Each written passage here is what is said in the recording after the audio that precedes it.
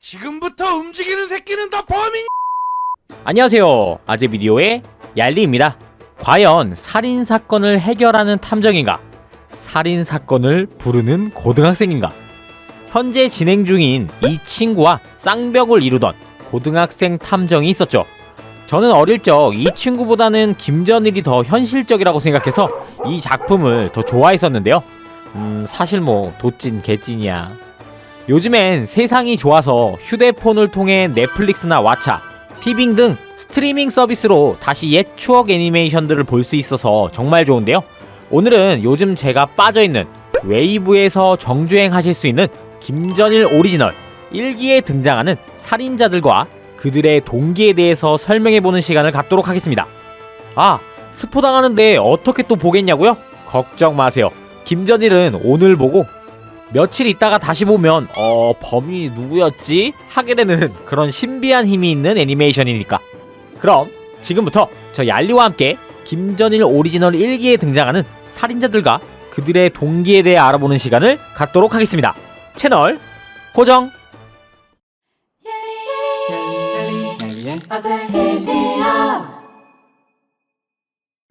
학교 7대 불가사의 살인사건입니다.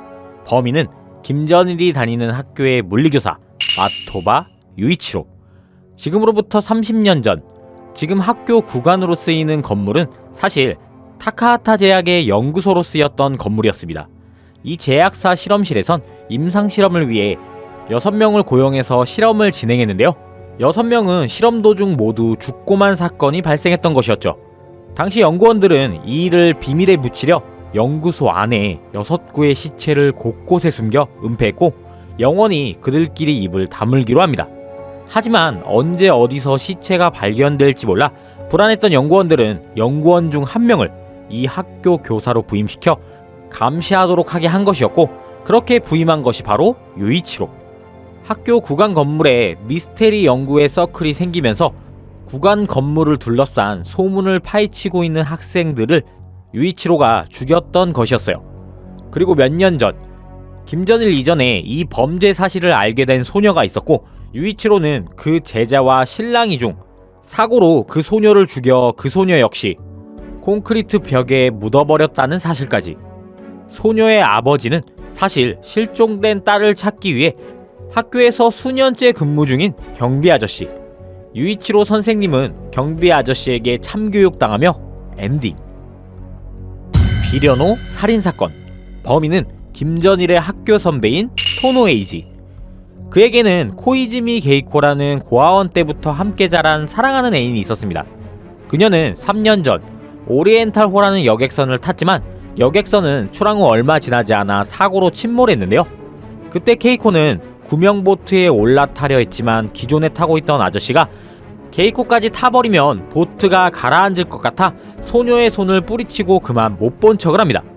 케이코는 죽을 때 이 아저씨의 이니셜이 박혀있는 스트랩을 쥐고 죽었고, 토노에이지는 죽은 게이코의 손에 쥐어진 스트랩을 보며 복수해줄 것을 의미한다 생각하여 오리엔탈호 사고 생존자 중 KS 이니셜을 가지고 있는 사람들을 전부 다 이 비련호로 불러내 살인사건을 저질렀던 것입니다.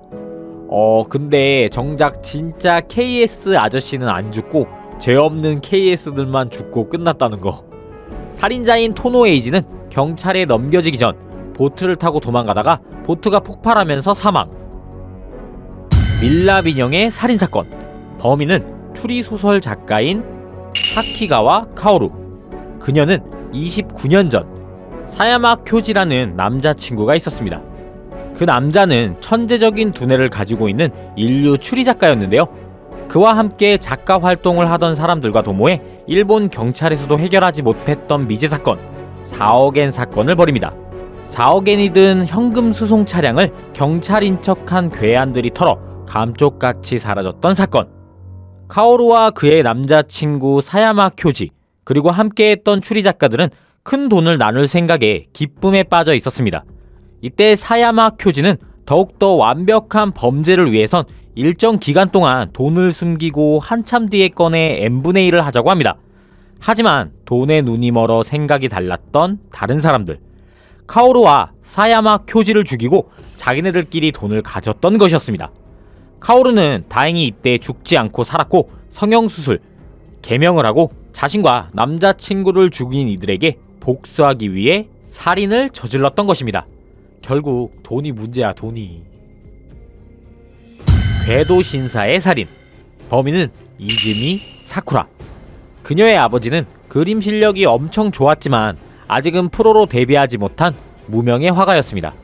어느 날 그의 그림 실력을 높게 평가한 유명 화가가 그를 스카우트해 자신의 밑에서 일하게 하였고, 그녀의 가족들은 아버지가 앞으로 승승장구할 것이라 생각해 희망찬 하루하루를 보내고 있었는데요. 어느 날 연락이 두절된 아버지. 얼마 안 있어 엄마도 병으로 돌아가시고 사쿠라는 한참 동안이나 아버지를 찾아다녔습니다. 그러던 중 정신병원에 아버지와 비슷한 사람이 있다는 제보를 듣고 일본 최남단섬에 위치한 정신병원을 찾아가는데, 그곳에 연락 두절된 아버지. 하지만 정상적이지 않고 아무 기억도 하지 못하는 아버지가 있었습니다. 아버지는 사쿠라가 죽인 피해자들의 대필 화가였던 것. 그들은 사쿠라의 아버지를 대필 화가로서 이용만 해먹고 돈을 갈취, 그의 그림과 작품 등을 빼앗고 자신이 그린 것 마냥 위조해 부를 축적하고 있었던 것입니다. 그리고 아버지를 바보로 만들어 정신병원에 입원까지 시켰던 것이었죠. 얼마 후 아버지는 딸의 그림을 남겨두고 숨을 거두게 됩니다. 사쿠라는 복수를 위해 그들에게 접근해 살인을 저질렀던 것. 그 후 김전일에게 모든 사건의 전말이 밝혀지고 사쿠라 역시 자살. 에휴. 비보도 살인사건. 범인은 미도리, 사이키, 코이치로. 미도리는 사실 여자가 아니라 남자였던 살인자입니다. 10년 전 미도리의 아버지는 엄청 유명한 보물 탐험가였습니다. 그리고 그의 뒤를 따르는 쩌리 탐험가들과 함께 비보도에 말 그대로 엄청난 비보가 있다는 사실을 알고 비보도 탐험을 오게 되는데요. 미도리의 아버지는 보물을 혼자 찾아냈고 엄청난 양과 보물이 있다는 사실을 일행들에게 알립니다. 하지만 아버지는 이 보물을 나라에 환원한다며 어쩔 수 없이 죽을 수밖에 없는 멘트를 합니다. 역시나 돈에 눈먼 다른 탐험가들에게 살해당하는 코이치로의 아버지. 코이치로는 아버지의 복수를 하기 위해서 여자로 위장해 사람들을 초대하고 살인을 저지른 것입니다. 역시 대부분 살해 동기가 돈, 복수네요. 쿠치나시촌 살인사건. 이건 제가 만화책에서도 재미있게 봤던 스토리인데요. 만화책에선 참수무사 스토리로 기억나네요. 이 사건의 범인은 타츠미 시노. 타츠미 시노가 15살 때의 일이었습니다. 찢어지는 가난 속에서 자란 시노. 그녀는 이 상황을 돌파할 방법은 오직 공부뿐이라고 생각했습니다.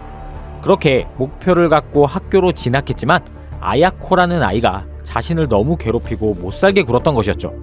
해서 공부도 그만두고 일을 하기 시작했습니다.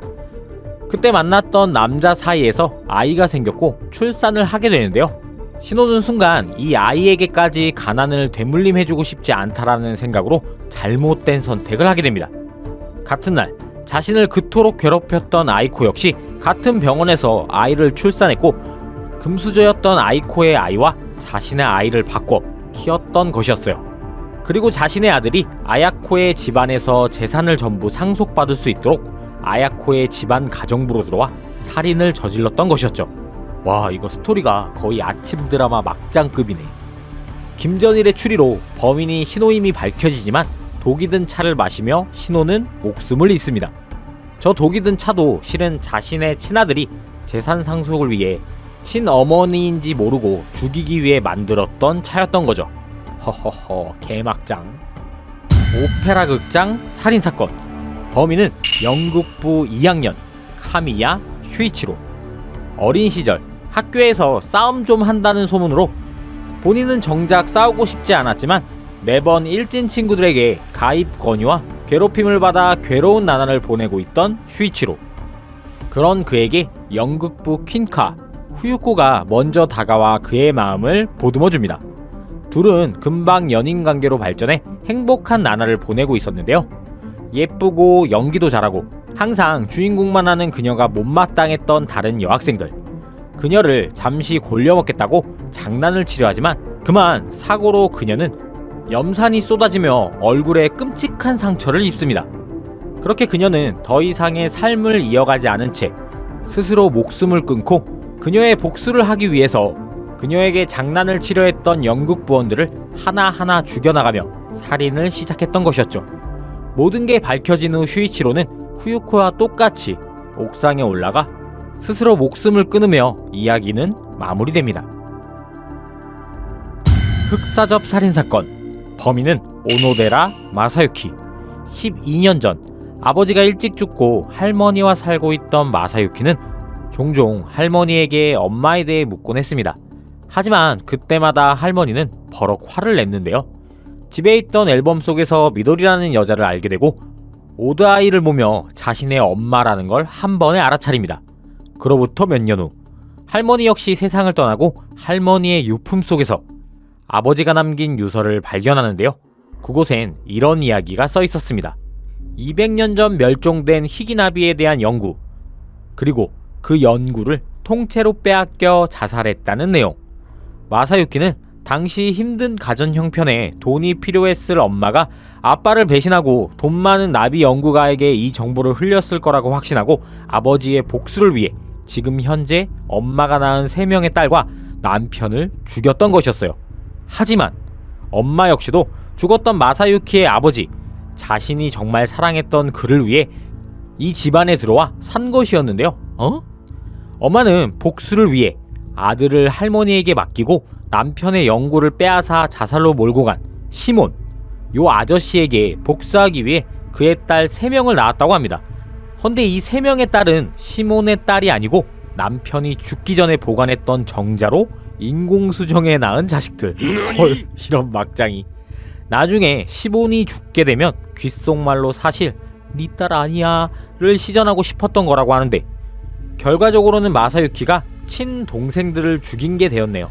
어쨌든 마사유키는 자살을 하고 엄마 역시 그 뒤를 따르며 에피소드는 마무리를 짓습니다.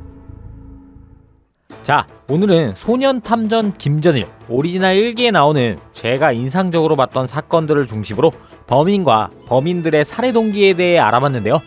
어릴 때는 굉장히 현실감 있고 또 개연성, 설정 모든 게 완벽하다고 생각했었는데 지금 다시 보면 살짝 추억 보정이 있긴 하더라고요. 그래도 명작은 명작. 항상 줄거리 영상만 만들다가 이렇게 기획 영상을 만들어 보니 나름 재미도 있네요. 사실 꿀이었어. 소년탐전 김전일은 지금 현재 웨이브를 통해 모든 기수를 시청하실 수 있습니다. 거기에 강수진 성우님의 꿀 떨어지는 목소리까지. 수수께끼는 모두 풀렸어. 종종 이렇게 기획 영상도 만들어서 업로드하도록 하겠습니다. 다음은 또 어떤 추억의 영상으로 다시 돌아올까요? 지금까지 얄리아즈 비디오 얄리였습니다.